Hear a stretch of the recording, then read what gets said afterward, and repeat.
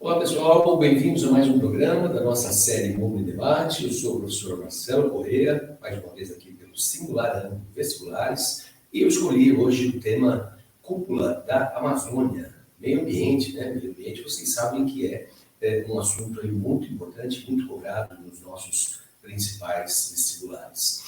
A matéria que eu estou sugerindo aqui a leitura, a matéria que saiu no portal G1, ela traz um bom conjunto de informações, acho que bastante, que a gente precisa aí dos vestibulares, ou até mesmo para o tema, de argumento para uma dissertação, digamos. Então, temos aqui, matéria de agosto, agosto desse ano, 8 países assinam a Declaração de Belém e definem primeira agenda conjunta para a defesa da Amazônia.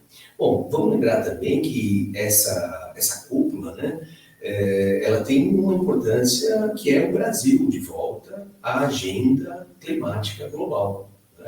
Por 4 anos, como também Estados Unidos, no período Trump, e nós, os 4 do governo Bolsonaro, nós nos afastamos dessa temática e agora nós estamos de volta. Como os Estados Unidos também está de volta, com a participação do Biden, nas últimas COPs. Inclusive, vamos ter uma COP aqui no Brasil, vamos ter uma conferência sobre aquecimento global, que será em Belém também.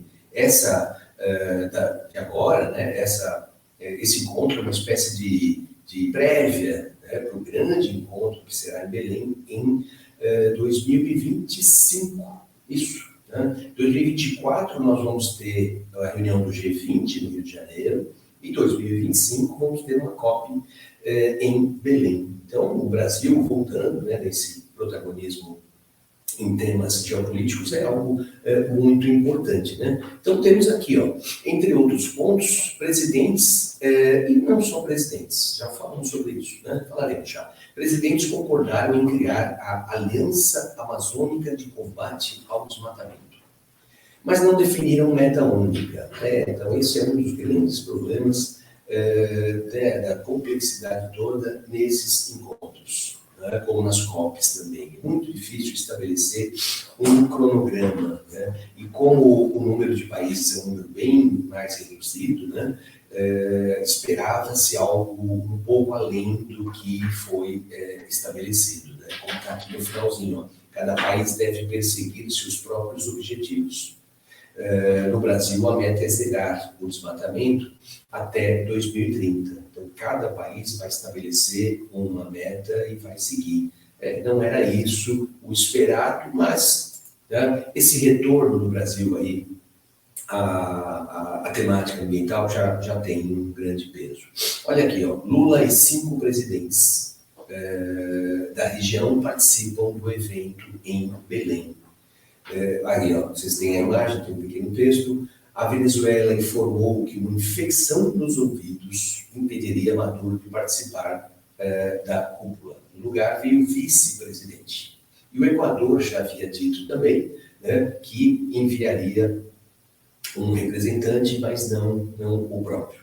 Mas, de uma maneira ou outra, estão todos aí para esse evento. E também importante, por quê? Porque você tem os próprios países amazônicos propondo um caminho, propondo uma ação para salvar a própria Amazônia. Então, é uma demonstração de que nós não precisamos de uma ingerência americana, europeia, nós temos como encontrar um caminho. Pelo menos é uma demonstração de que não estamos aqui, precisamos de recursos financeiros, mas não precisamos de iniciativa deles. Nós temos regionalmente iniciativa para poder buscar um acordo. Agora, a grande ausência foi do Macron. Aí você vai falar, mas o que o Macron, o presidente da França, tem a ver com isso? Tem a Guiana Francesa. A Guiana Francesa é território francês. Mas existe uma organização que é muito pouco falada, a Organização do Tratado de Cooperação da Amazônia, Cooperação Amazônica, que curiosamente fica em Brasília. Acho que deveria ficar na cidade da Amazônia. Mas tudo bem.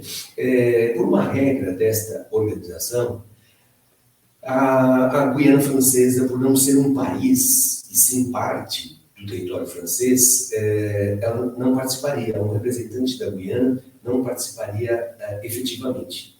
Então, o Macron viria como um observador. E não sabemos se foi exatamente esse o motivo, né? Mas ele não veio e nem enviou um representante. Temos aqui uma matéria da CNN, mas reproduzindo um importante jornal francês, Libération, dizendo que a imprensa francesa critica a ausência de Macron na cúpula da Amazônia. Né? Como observador ou não, a presença dele ou o envio de alguém é uma demonstração do Brasil, né, que nós estamos de volta, queremos, né, em conjunto organizar um meio de buscar aí a preservação desse bioma. Então a ausência francesa foi criticada, assim, parece um certo desprezo, algo parecido, né?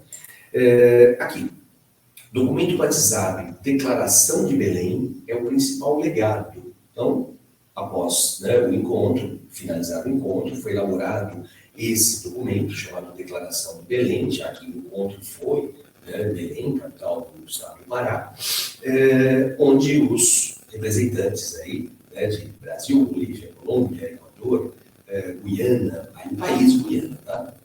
Já falo da Guiana Francesa, Peru, Suriname e Venezuela. Né? Um texto final, né? E, como diz aqui esse resumo, o texto não trouxe avanços sobre pontos relevantes. Então, seriam, assim, vamos pensar assim, aspectos negativos do encontro. Deixa de assumir metas comuns de desmatamento. Isso é ruim. Quando cada país fica com liberdade para estabelecer a sua meta, não é algo muito interessante, não. Não estabelece medidas concretas para evitar o ponto de não retorno da Amazônia. Tem destaque, né? A partir do qual cientistas estimam que a floresta não se sustentaria sozinha. O que é o ponto de não retorno?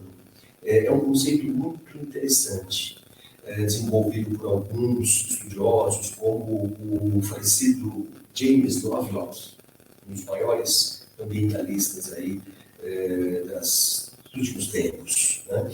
Ele foi um dos idealizadores desse conceito. Vamos imaginar assim uma escala de níveis de agressão. Né? Posso imaginar assim uma agressão como a própria pele. Né? Um pequeno corte, o nosso próprio corpo resolve, né? Expulsando ali alguns organismos, reproduzindo as células que vão reparar o tecido, está tudo certo. Uma agressão já um pouco mais severa, talvez um procedimento médico, está tudo certo. Uma agressão ainda maior, né? Um corte profundo, talvez uma pequena cirurgia, está tudo certo. Cortei a mão fora. Bom, é o ponto de não retorno. O que significa?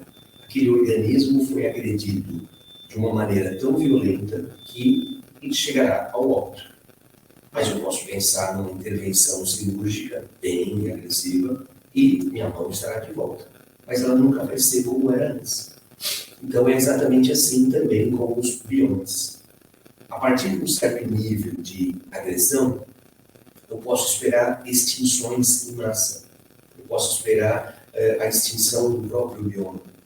Agora, com a nossa ajuda, nós podemos ajudar o bioma a se restabelecer, a se reequilibrar, mas ele nunca mais vai voltar a ser como ele era antes. Por isso que é o ponto de não retorno. Passou dali, não é que não tem mais o que fazer, mas por maior que possa ser o esforço, ele nunca vai ser como era antes. Então, como ele diz aí, não estabelece medidas concretas para evitar que o ponto de não retorno seja alcançado. E aí eu já vi alguns erros, não sei se podemos chamar de erro, né? É uma linguagem mais assim, cotidiana, uma linguagem para um jornal que tem um público bem heterogêneo. Mas onde o erro? Passado do ponto de não retorno, você vai ter início a esse processo de extinção de inúmeras espécies, o bioma corre seríssimos riscos, e aí esse processo, no caso da Amazônia, é chamado de savanização. A Amazônia é uma floresta tropical, as florestas tropicais elas são muito densas, e o que vai acontecer? Ela vai começar a ficar rarefeita. E aí lembra uma savana, lembra o cerrado, árvores mais distantes, árvores de menor porte. Então, isso é chamado de savanização. Está errado falar desertificação da Amazônia. Tá? Por maior que possa ser ali a retirada da floresta, você teria um volume de chuva muito alto, fruto dos ventos alísios, né, que sopram constantemente para a região equatorial. E mesmo sem a floresta, teria muita chuva. Desertificação seria reduzir de forma a parecer um deserto, reduzir a umidade relativa do ar, a tender a um clima desértico. Isso nunca vai acontecer na Amazônia. Então, é savanização. Tá? E não veta a exploração de petróleo na região. Também é um tópico importante. O Brasil descobriu petróleo na foz do Amazonas. Tudo bem que é uma distância razoável, são 500 quilômetros para dentro, né? Afastado aí da linha costeira, mas é a foz do Amazonas. E nós queremos explorar esse petróleo, mas tem todo o processo de licenciamento ambiental.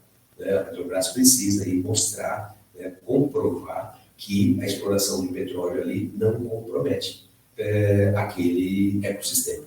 Já a Colômbia não quer. A Colômbia queria vetar, o presidente da Colômbia queria um veto explícito para a extração de petróleo na região amazônica. Esquece. Tem a Venezuela, que tem as maiores reservas de petróleo do mundo, maiores que até da Arábia Saudita. E para o Brasil, a retirada desse petróleo vai ser importante. E vamos lembrar que a Colômbia exporta carvão mineral. Né? Bom, agora, aqui uma parte positiva do encontro. Né? Ainda que sem medidas concretas, os países concordaram que é preciso evitar o ponto de não retorno. Pelo menos isso. É algo, né, que foi considerado sério. O melhor seria o quê? Ter estabelecido uma medida. Não estabeleceram, mas pelo menos reconhecem que há algo de relevante e que precisa ser feito. Esse é o problema, de novo, né? O problema dos encontros sobre meio ambiente. Fica sempre para depois. Né? Isso depois nunca acontece, ou quase nunca. Os presidentes acordaram em cobrar dos países desenvolvidos o pagamento de recursos para mitigar o impacto da mudança do clima. Isso ficou decidido lá na COP de Paris, em 2015, nós já estamos em 2023. Ficou acordado lá que os países ricos criariam um fundo, falavam em 100 bilhões. O Lula agora chegou a falar em 300 bilhões de dólares provenientes dos países ricos para que os países não desenvolvidos, emergentes, possam fazer algo aí para uma compensação ambiental, para a adoção de mecanismos limpos de desenvolvimento, possam fazer algo relevante aí para o meio ambiente. Ficou acertada a criação de diversas instâncias de fiscalização comum dentro da perspectiva de fortalecer a ideia. Então, é fortalecer essa entidade que eu disse, que já existe há um bom tempo, e que ninguém sequer sabe que ela existe.